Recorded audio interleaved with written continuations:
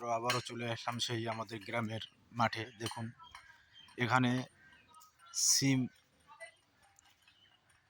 সিম করা হয়েছে এই খাতে। দেখুন সিম খাত কত সুন্দরভাবে গাছে সিমটা ধরে আছে। চলুন আগে দেখা যাক। দেখুন বন্ধুরা কিভাবে সিম ধরে আছে গাছে। এই যে দেখুন আমাদের গ্রামাঞ্চল মা বোনেরা দেখুন কিভাবে বড়ি দিচ্ছে মাঠে। আমি একটু জুম করে আপনাদের দেখাচ্ছি। দেখুন বড়ি দিচ্ছে।